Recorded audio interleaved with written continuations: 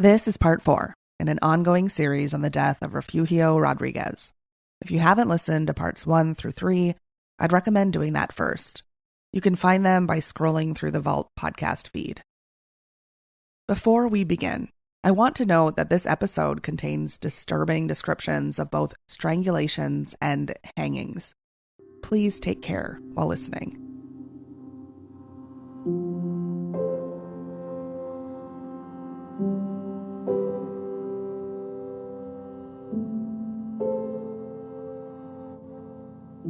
In 2011, the U.S. Department of Justice released an updated guide for death scene investigators. The guide was created through the contribution of medical and law enforcement experts to guide those in the field with standards of best practice for death investigations, including accidental deaths, suicides, and homicides. Its contributors included members of the American Medical Association, the International Association of Chiefs of Police, and the American Bar Association, just to name a few. The initiative, which originally began in 1996, was conducted to set a foundation of investigative tasks to be performed at every death scene in the country.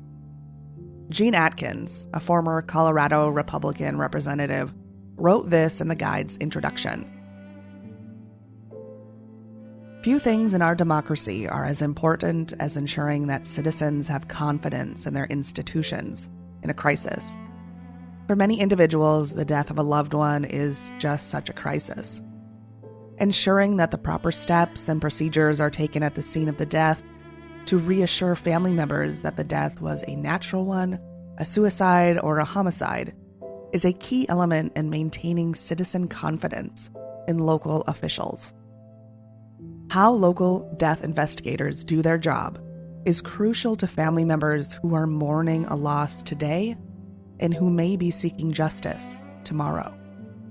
Most of us cringe at the idea of death investigations where important steps were omitted that might have led to arrests and ultimately convictions in those deaths. Justice denied breeds contempt for the institutions created to ensure that justice is done. The guide itself is 64 pages long. For the most part, it covers best practices for death scene investigators, stating at one point that, quote, "The death investigator is the eyes and ears of the forensic pathologist at the scene." In other words, in order to fully investigate a suspicious death, you need more than just an autopsy.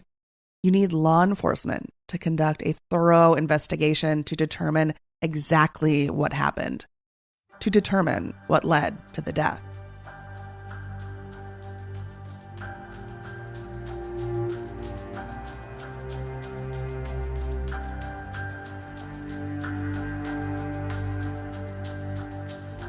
As I stated in part 2 of this series, I've received plenty of messages from critics claiming there simply is no story here. They've argued that the medical examiner's report is really the only document that needs to be taken seriously. I knew Sal Rastrelli would have something to say about that, so I ran it by him. I had one sheriff's deputy from a neighboring county message me on Facebook and just really lit in. I understood he was just being very sensitive about it, but, he and a number of other people had said, look, the medical examiner's report says suicide, and that's all you need to know. So I'd love your response to that, and you did cover it a bit. That's an extremely good question and a good point, because it's really not up to the medical examiner to determine, let's put it this way, they determine the cause and manner of death. They gunshot wound to the forehead, or you're strangled with a ligature, or stabbed multiple times. They determine that. There's no arguing that. They're the medical professional. But whether it's a suicide, an accident, or a homicide, that comes from the detective. They're the ones that need to determine what really happened. This is especially critical in investigations where it could either be a suicide or a homicide. If the cop was too lazy to do the necessary work to prove it was a homicide or actually prove it was a suicide, a lot of cops will take, I think it was a suicide. And the medical examiner goes, okay. because it's not their job to go out and investigate, to interview people. This is where people get confused. The ME's job is very strict. It does a very thorough medical examination of this body. And the one I read that was performed on this victim or decedent sounded to me like the doctor knew exactly what the doctor should be doing.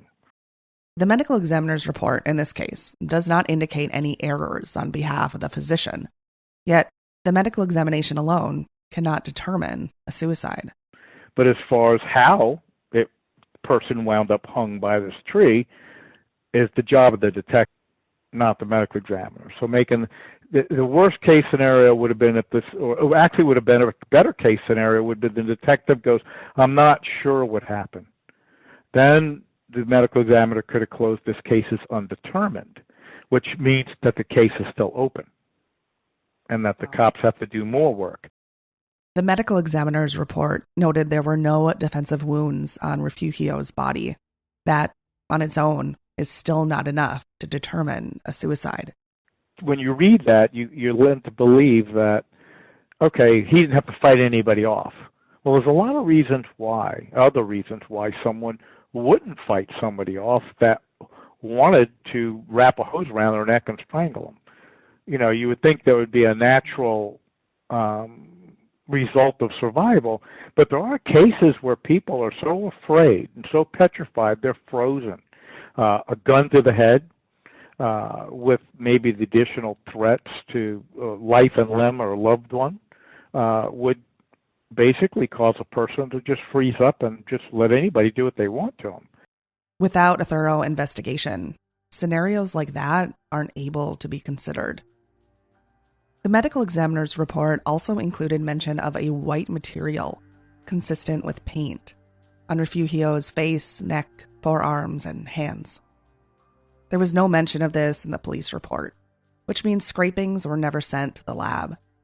Refugio's family wasn't asked by police if there was a reason he had white paint on him. At least, it wasn't documented in the police report. We do know that, before his death, he got home from work and showered before heading out for the evening. The medical examiner's report notes that the blood vessels of his neck were intact, along with the larynx. No petechial hemorrhages were noted. Petechia are pinpoint hemorrhages in the eyes. They can occur when small vessels in the eyes and eyelids rupture due to pressure in the neck. That one indication of no petechia doesn't mean, he wasn't strangled, he was hung. Well, this isn't a hanging either.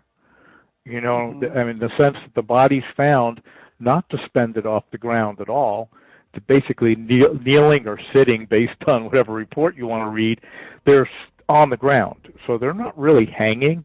They're the ligature. If the cause of death was by the garden hose, it's more of basically an asphyxiation or strangulation. It's not a hanging.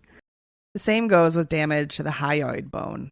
That's a U-shaped bone found in the front of the neck between the base of the tongue and the larynx. According to the medical examiner's report in this case, no damage was noted in the hyoid bone. I was curious if that was rare in hangings or strangulations, and I came across an article in the Journal of Forensic Science. It states that the hyoid bone is fractured in 1/3 of all homicides by strangulations. It goes on to note that the reason some hyoids are fractured, while others are not, depends on a number of factors: the level of force applied around the neck, the age of the victim, and the instrument used to strangle the victim. The lack of petechia in the eyes doesn't really mean they weren't strangled before or choked out before. The same with no damage to the hyoid bone in the neck. That many times a person can have a ligature wrapped around them and it doesn't damage the hyoid bone. The same with a set of hands around the neck. If they're up high enough to where the person's fingers or thumbs don't crush it, there's no damage there. The medical examiner's report contained information inconsistent with the police report. We've noted that before, but it's worth mentioning again. The police report states that the responding officer pulled Refugio's wallet out of his pocket when he arrived on the scene.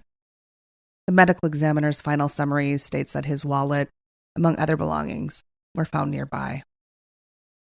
Forum News Service obtained a photo through a data request that shows a pair of headphones and what looks like a smoking device found nearby Refugio as well. The medical examiner closed the report by stating, in consideration of the known circumstances surrounding his death and the examination of the body, the death is classified as suicide and ascribed to hanging. The question now is whether the known circumstances surrounding his death were fully investigated. Through our reporting, we can say that they were.